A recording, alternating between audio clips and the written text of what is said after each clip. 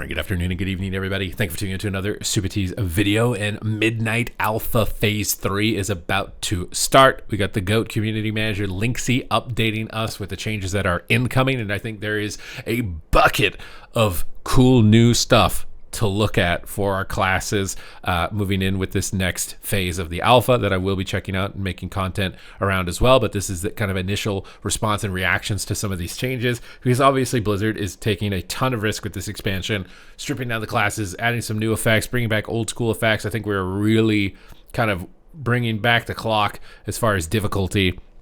So we don't have to deal with tracking a gajillion weak auras in order to play our characters. And I think it's likely exactly what World of Warcraft needed at this current time. And as always, if you want to make sure that you stay up to date with news related to World of Warcraft, you're not missing a beat or falling behind, smash the subscribe button. Your support is greatly appreciated. Obviously, we're going to be able to get higher levels. There's going to be new zones to check out. Most of this I kind of just avoid a little bit just because I don't want to get spoiled on it. Housing is getting updated. They're updating performance changes for housing. Dungeons as well. Scaling for that. There's new delves as well. We get a look at the set bonuses as the first update. Now there are class changes as well, but I'm curious to see what their direction is for this. Class sets come online on Alpha Realms. We wanted to make sure players are aware of our design philosophy. We are keeping the class sets simple. Specializations have undergone a lot of changes in Midnight with an explicit goal of avoiding extra auras to track. So they're going to be very basic. So Frost DK, Empowered Rune Weapon increases the damage your next to obliterate by 20%, or Frost Scythe by 20%. Empowered Rune Weapon recharges 20% faster, and Pillar of Frost causes your next Empowered Rune Weapon to ignore its cooldown. I thought you said they're going to be simple, bro. That seems crazy good. Okay, Unholy DK, Dread Plague damage increased by 20%, and Virulent Plague increased by 20%. Consuming Sudden Doom reduces the cooldown of Putrefy by 1.5 seconds. These are playing it safe, but Putrefy is the new ability where you explode your ghouls, so that's some cool interaction there with the cooldown reduction. Augmentation Evoker, Eruption damage increased by 15% and extends Ebon Might by an additional 0.5. And while Ebon Might is active, empowered spells deal 20% more damage and cooldown 20% faster. These seem fun, even despite how simple they said they're going to be. Prez Evoker, Verdant Embrace healing increased by 20%, and its cooldown is reduced by 2 seconds. Verdant Embrace grows an Emerald Blossom on your target at 100% effectiveness. That's a cool one. Monk, Renewing Mist healing increased by 20%, and casting Thunder Focus T applies a Renewing Mist for 20 seconds onto a nearby ally. So just an easier way to get. These are great. What? These are simple. These are great. Strike of the Windlord and Whirling Dragon Punch damage increased by 30%. The cooldown of Strike of the Windlord and Whirling Dragon Punch is reduced by 5 seconds. Did they remove the knock up on that? That's going to be super annoying if you're getting knocked up more, but Holy Paladin, Holy Shock healing increased by 15%, and Holy Shock transfers an additional 20% into your Beacon of Light. So just all throughput. Ret Paladin, Expurgation. So they're trying to focus on the dot damage of Ret, it seems, in this season. Increased by 20%. Final Verdict and Templar's Verdict applies Expurgation at 50% effectiveness. And while Divine Storm applies it. So you're going to just be able to dot. If you're a dot class, Ret Paladins, you're a dot class, it looks like. Shadow Priest. Shadow Madness damage increased by 10%, and Insanity cost reduced by 5. Shadowy Apparitions and Void Apparitions deal 40% more damage. So you might want to play around the Shadowy Apparitions, it looks like, for this patch. And Shadow got like a big rework around all of its talents. I need to do like a deep dive review on it. The following taunt and pet taunts have been updated to have a minimum 6-second duration and increase threat generation by 800%. All tank taunt spell tooltips have been updated to reflect that threat generation. So taunt is stronger, so you have to worry about aggro issues. Unholy DK, remember this is like the really big rework. We're iterating on Putrefy to make it more satisfying to press and refining the talents it interacts with. Alongside these updates, we're introducing new effects that add variety and shake up the rotation, creating more dynamic moment-to-moment gameplay. Another focus for this update is the Sand Lane hero talent tree. We'd like Sand Lane to maintain its mechanical identity through the Infliction of Sorrow, while having it integrate more seamlessly with the current iteration of Unholy Death Knight. Our current approach will be more tuning-focused, aiming to strengthen the synergy between the Apex talents and Sand Lane hero talents. A new Soul Reaper. Rupture the soul of your enemy, dealing Shadow Frost damage and causing the foe to take 20% increased damage from your plagues and minions for 8 seconds. That's crazy strong. Only usable, though, on enemies below 35%. So it's a big cooldown. You can only use it low health. I think that's kind of cool. They've done a couple of mechanics like this. Feral Druid got an ability like this as well. Apex talents. Forbidden Knowledge has been updated. Necrotic Coil and Graveyard now incur 1 second of global cooldown, up from 0.75. Putrefy update. Command your older, lesser ghoul to leap and strike the enemy for shadow damage, and then have them explode to nearby enemies. Putrefy no longer has a delay and has 1 charge. Was 2 previously and a 30-second cooldown. I think that's good. The issue before with it exploding is creatures moving away from it. That sounds like it's going to be a lot more like Implosion, which is likely going to increase its viability a lot. Also, can you guys see everything on the screen? Are we good with everything on the screen with the text? I think we're good. Putrid Echoes has been updated. Putrefy is going to do more damage and gain a charge. Blight Burst is redesigned. The explosion effect of Putrefy extends the duration of your plagues by 4 seconds and deals 100% of the damage they would deal over time instantly. That is cool. We're moving away from Putrefy's disease consumption mechanic due to how anti-synergistic it was during Sand Lane cooldown window. Reanimation secondary effect has been redesigned. Putrefy decays 1 additional lesser ghoul during dark transformation. These seem like really good changes. I was very concerned about Unholy Decay initially, but these seem really good. Outbreak now applies Dread Plague and Virulent Plague. Harbinger of Doom, an additional effect. Consuming Sudden Doom reduces the cooldown of Putrefy, and the 4 set will be updated. Unholy Devotion. Putrefy causes up to 2 other lesser ghouls under your command to go into an unholy frenzy, increasing their attack speed by 100% and extending their duration for the same amount. See, this is cool, where you're like working on empowering your army. Reaping has been updated. Putrefy resets the Soul Reaper's cooldown and allows it to be used on any target. That is cool. Dark Transformation has been updated. It now lasts 12 seconds down from 15. Runic Power spenders can now extend it by only 0.5 down from 1. So nerfing the Dark Transformation window, likely because of the synergies between all this. Festering Scythe has been updated. Festering Strike now follows up with a Festering Scythe. That costs no runes. Grants lesser ghoul charges for Scourge Strike and no longer casts automatically and is now a combo spell. So no auto, you don't have to spam the button. Festering Strike now causes your next 2 to 3 Scourge Strikes to summon a lesser ghoul, down from 3 to 4. Runic Power spenders increase the duration of your plagues by 1.5 seconds. Sudden Doom now reduces the runic power cost of abilities by 20 down from 30. The update that introduces maximum durations of plagues and Virulent Plague has been reverted and Blighted has been removed. Overall, this is great. This is exactly what we needed. It was like, all right, we threw something out. All right, this is the things wrong with it. We're going to make some tweaks to it and they sound cool. This is exactly what you hope to be for this stage of development, I think. Vengeance Demon Hunter is getting some Apex talents. Soul Cleave and Spirit Bomb have a chance per soul fragment consumed to grant Untethered Rage, allowing Metamorphosis to be cast without incurring its cooldown and lasting 10 seconds. That's really cool. Soul Cleave and Spirit Bomb can consume an additional soul fragment and deal an additional 5 to 10% damage for each consumed. Each cast of Soul Cleave and Spirit Bomb that does not grant Untethered Rage instead applies a stack of Seething Anger. Seething Anger grants 1% agility and increases your chance to gain Untethered Rage. Lasts 12 seconds and cannot be refreshed after getting Untethered Rage. Vengeful Beast now also affects Fracture and increases listed ability damage by 20% down from 30. That sounds pretty baller. All right, Druid, Wild Stalker, new talent, Green Thumb. The rate at which Bloodseeker vines and symbiotic blooms grow is increased by 20%. That's okay. New talent, Rampancy. Bloodseeker vines and symbiotic blooms have a 20% chance to trigger bursting growth every 2 seconds at 100% effectiveness. And Patient Custodian, your bleeds and other damage over time and heal effects are 6% more effective. Bursting growth has changed positions. All right, those seem decent, like strong just throughput options. Guardian Druid, Wild Guardian Apex talents. After Berserker Incarn, Guardian of Ursoc ends, you'll gain access to Wild Guardian. Wild Guardian, Spirits of the Wild come to your aid, causing your next 2 casts of Ironfur, Maul, or Frenzied Regen to be echoed, so you're getting duplicated spells like an Ellie Shaman. Mastery is increased by 3 to 6%, and Wild Guardian's echoes of your abilities are now casted at 100 and 150%. It's going to be a lot of Wind Fury Mauls, bro. It's like a Wind Fury on your Maul. Wild Guardian echoes of your abilities are empowered with additional effects. Ironfur will absorb damage. Frenzied Regen cast Stream of Cenarios. And Maul deals additional nature. And you get a dot. Oh my god, these are giga OP tank stuff.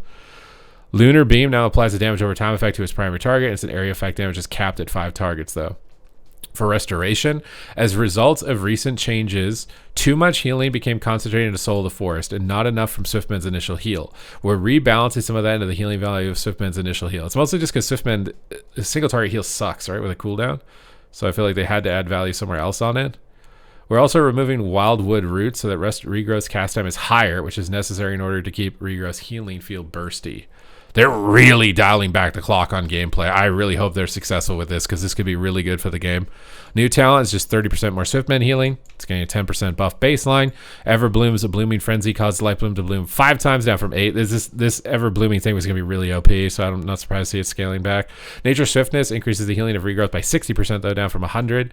Soul of the Forest increases the healing of Regrowth down by 60. down from 100. Intensity, abundance, and improved swiftment have changed positions, and wild roots have been removed. Preservation evoker, Call of Ysera increases living flame healing by 30% down from 50, and Dream Breath, a little bit of nerf here to preservation. Fluttering seedlings healing increased by 100%. Remember, a lot of this is going to change, but we're trying to pay attention to the overall direction and if they can get to those design goals and if they're moving at the right pace, because that's fundamentally going to be the most important. Mistweaver, new talent, Tranquil Tea. Consuming Mana Tea generates 1 cloud of mist for Shaylin's gift. That's pretty good. Gust of Mist has been redesigned. Now only triggers from Chi-Ji, Renewing Mist, Enveloping Mist, Crane Style Healing, and its healing has also been increased by 100%. Isn't that their passive? But it triggers from less, but it heals for more. So I don't know if that just means it's going to feel like it's more active based as opposed to just ongoing. That's likely the goal. Holy Paladin, Seraphic Barrier has been redesigned. Now causes Word of Glory and Light of Dawn to convert 15% of their healing into an Absorb Shield. Probably still not going to use Light of Dawn, but that shield, it might give you Purge Protection. That could actually end up being really good. Liberation no longer scales with haste, though. Breaking Dawn no longer increases radius of Light of Dawn. Light of Dawn is just baseline getting 40 yards and has had a visual update. Beacon of the Savior now jumps to the target below 30%. Beacon of the Savior absorbs now trigger every 8 seconds, up from 5 though. Crusader's Might now reduces the cooldown of Judgment by 3 seconds, up from 1. Remember, they're removing Crusader Strike and Judgment's replacing it. So this is why they're making these changes. Judgment gets a 20% cooldown reduction. Holy Shock gets a 2-second cooldown reduction. Avenging Crusader now reduces the cooldown of Judgment by 40% though. So they're nerfing the cooldown window. But they're also buffing its amount of healing it does. You just can't do it as frequently. It's probably just taking too many globals. Holy Prism generates 3 holy power. Shield of the Righteous now reduces the cooldown of Holy Shock by 4 seconds, up from 1.5. Oh my god, dude. You're just never going to run out of Holy Shocks. Shield of the Righteous now grants 0.5% mana and only grants its cooldown reduction in mana if it hits a target. Retribution, Expurgation Tooltip updated. Your Blade of Justice causes the target to burn for damage and reapplied. Okay, so you're just getting a new tooltip. And we saw the set bonus for rep, but nothing major there. Shadow Priest or Void Weaver. Void Empowerment now causes you to gain shadowy insight and not Mind Devourer. Subtlety Rogue. We have not heard a lot about Rogue. Apex talents. Damaging attacks that extend shadow techniques to generate combo points have a 15% chance per stack expended to create a shadow clone that repeats the attack for 50% of the normal damage of shadow. So they're kind of copying Apex talents a little bit. That's like very similar to the Guardian Druid one. Shadow damage increased by 5 to 10%. Shadow clones have a 50 to 100% chance to trigger Shadow Techniques effect after attacks that generate combo points. If 5 or more stacks of Shadow Techniques remain, your next damage finishing move will extend them to generate combo points up to your max. Shuriken Tornado now increases Shuriken Storm cost by 60% into its additional effect. This one's kind of boring because you already kind of had Shadow clones. It's already been like something available in the class. So it just seems like it's very similar to the Guardian one. So it's kind of meh. Shaman hero talents, Farseer. Ancestral influence. Your intellect is increased by 1% for every ancestor. That's really good. Wind Speaker. Your cast times of Healing Wave, Healing Surge, Chain Heal, and Lava Burst are reduced by 10%. New talent, Mystic Knowledge. For 8 seconds after casting Ancestral Swiftness, the recharge rate of Riptide is increased by 30% and increased chance for Lava Surge by 20%. That's cool. Elemental Reverb increases Lava Burst damage now, though, by 10% down from 20. Ancestors for Ellie last longer, which is important with the synergies for the intellect. Offering from Beyond now reduces the cooldown of Stormkeeper by 3 seconds when an ancestor is called. Previously, it was reduced as Fire Elemental, so you're losing some Fire Ellie cooldown reduction. Remember, they're changing Stormkeeper. You're going to be able to get both Ellies, the Fire and the Storm Ellie, so Stormkeeper will summon that. You'll be able to get more frequently, so this could end up being better, maybe, than this. And maybe they just want to move away from the cooldown reduction build from Fire Ellie entirely. Totemic Momentum reduces the cooldown of Healing Stream Totem by 3 seconds. Primal Catalyst, Healing Stream Totem, and Storm Stream Totem healing has a 20% chance to apply Earth Living to its allies, it heals. Okay. Class, new talent, Spiritual Awakening, just 3% mastery. Oh, this is the Shaman talents we were missing. Instinctive Imbuements. Water and Lightning Shield increase your primary stat by 3%. Casting Water and Lightning Shield also applies Earth Shield to yourself and any weapon imbuements if known. Oh my god, bro. That is the best change, bro. Oh my god. You had like 10 keybinds to put all that stuff on yourself. Now you can just press Lightning Shield to Earth Shield yourself instead of having them as separate keybinds, and it puts the weapon in chance, so you want to worry about forgetting to do it. By God, that is the best thing I've read for Shaman. And Shaman is eating, bro. You guys are eating in the War Within. This class is straight eating, dude. Like, that is so good. Winds of Alakir have been redesigned. Increases your movement speed by 5%, and the movement speed bonus of Ghost will by 5%. Nature's Fury is now a 2-point talent, increasing nature critical strike chance by 2%, and some talents have changed positions. Apex talents. We were waiting for this too. Elemental Overload damage, 35%, kind of boring. Spell critical strike chance increased by 5 to 10. Elemental Fury increases spell critical strike damage by additional. That's going to be giga broken. This is going to be giga broken and get nerfed, bro. Tempest is going to hit so hard. Elemental Overloads have a 25% chance to cause an additional elemental overload, but it cannot occur. It can only occur once per cast. That's basically just layering more. That's all going to get nerfed. New talent, Call of Fire. Ooh, Ascendants will summon a fire elemental. Okay, so that's why they don't care about the cooldown reduction. Crackling Fury. Voltaic Blaze's cooldown is reduced by 3 and 6 seconds, and its nature damage is increased. That's good, because I was worried about Flame Shock being dispelled, so having this to reduce the cooldown of it is very nice.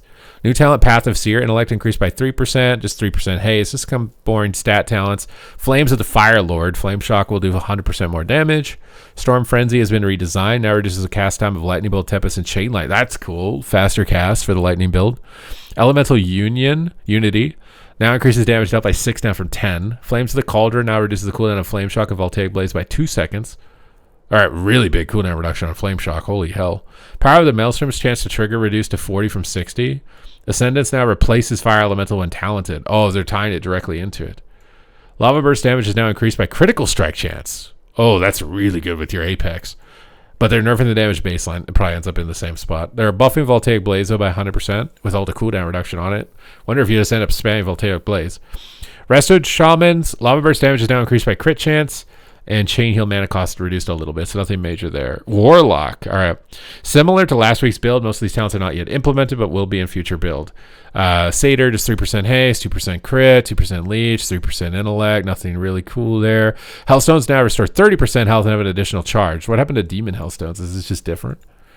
Empowered Drain Life. Drain Life now heals 700% of the damage dealt and now grants Soul Leech. I wonder if Drain Life will actually be viable as like just a cooldown option. Fortified Soul. Soul Leech now grants shields up to 15% of your maximum health. Oppressive Darkness. Reduce the cooldown of Shadow Fury by 15 seconds and increase the radius by 2. Reduces the cooldown of Howl of Terror by 10, and it now fears 5 additional enemies. Okay. Infernal Beneficiaries and redesign. Healing done by Drain Life also heals your primary demon. Okay, so to get health funnel out of there, that's good. Increase the range of Mortal Coil by 10 yards and the amount that it heals. Several talents are changing positions, and they've deleted Dark Fury and Shared Vitality. Well, they kind of replaced these two, right, with new versions. Affliction. We have removed the maximum stack of count of Unstable Affliction to avoid situations where casting UA could result in a wasted Soul Shard. Additionally, we are improving the feel of Dark Harvest by modifying it to immediately start its channel. Unstable Affliction no longer has a maximum stack count. Oh my god, you're going to go crazy with this. Dark Harvest no longer has a cast time. You're going to go crazy on F. Destro Lock. We are improving Soulfire to make it more appealing as a capstone against Dimensional Rift. We want Soulfire to be a rewarding spell that requires knowing when to plant and cast it, giving players the ability to optimize it by casting as soon as possible after coming off cooldown. They're buffing its damage by 400%, and they're reducing its cast time. And I think if you get this fast cast, that's going to be really good. I think it's just bad in PvE because it does an AoE. Isn't that literally just if something's bad in PvE, it's just because it does an AoE? So I don't know if making it that's so giga OP. All right, Warrior. These guys are getting some cool stuff. I wanted to see this. So your Apex talents. Overpower is the chance to upgrade Slam to Heroic Strike. They're bringing back Heroic Strike. Deftly strikes an opponent, causing high physical damage, and grants you a stack of Master of Warfare, allowing your attacks to penetrate 3% armor for 30 seconds. Multiple applications of this effect may stack. Armor Pen's back. We're really dialing back the clock, bro. We're dialing back the clock in Midnight. We're simplifying the game. No add-ons are bringing Armor Pen. Heroic Strike out of all abilities is coming back. Each stack of Master of Warfare increases Mortal Strike and Cleave damage by 5 to 10% and critical strike damage overall by 5 to 10%. When a stack of Master of Warfare fades, the cooldown of Colossus Smash is reduced by 5. That's a really good Apex. That's a really good Apex. Fury Apex, Rampaging Berserker. During Recklessness, critical strikes fuel your thirst for blood, granting you a stack of Rampaging Berserker. Rampaging Berserker increases your strength by 1% per stack and lasts 20 seconds after Recklessness ends. That's cool. Is ramping up in your cooldown window. Rampage Rage cost is reduced by 15 to 30, and Rampage damage increased by 10 to 20 during Recklessness. Rampage extends the duration of Rampaging Berserker by 2 seconds. Oh, you really want to maintain uptime. Just bringing on that, like, Juggernaut type of playstyle where you just stay on the target. That's cool. Oh, interesting. So phalanx. I think like Egyptian when I see that for prot. What is this? Shield slam, critical strikes, unleash a wave of force, dealing physical damage to all enemies in front of you. So you see, shield slam AoE's gonna be good in PvE, at least in Mythic Plus, and reducing the damage they deal to you by 5%. Damage dealt by Thunderclap and Phalanx Wave of Force is increased by 10 to 20%. This is a really good AoE. I was thinking about making a Prot Warrior for Mythic Plus. As like I was going to do Mythic Plus and PvE as the first season of Midnight. And this is cool. I like that. While Shield Block is active, Shield Slam does 10% more damage and has a 20% increased chance to critically strike. Those are really cool. This is a really cool update so far. They have PvP changes. They nerf Arrested Shamans and Holy Paladins. There hasn't been any public PvP testing, so this has got to be internal PvP testing, or they're preempting all of the buffs and ability. You know, Holy Shock has no cooldown or something. So definitely that's like a premeditatory play there, I think. Add-on security. Loosened restrictions on add-on communication in chat to allow add-ons to communicate when not in an encounter or an active Mythic Plus. So they want you to be able to use all your add-ons basically in non-competitive formats. Loosened restrictions. Yeah, same thing. Adjusted add-on access to buff and debuff information to match the restrictions on ability cooldowns. Added several new APs to allow unit frame add-ons to show health and power values more accurately. Improved the ability for add-ons to format secret values into strings, more improvements to come. So just more focus on add-ons, more focus on improving cooldown manager as well. Overall, a really great update for Phase 3. Also, I can't believe Phase 3 is already here because Phase 4 is max level and PvP testing. So we're getting there, bro. We're getting to the end game. I also want to do some Mythic Plus testing, so I'm hoping to get in contact with some creators as well to get that up and going on the channel. So hit the sub button if you like the update. This was a really good one. This was probably one of the best updates I think we've seen so far for the next expansion. Thank you guys very much for watching the video, and I will see you in the next one.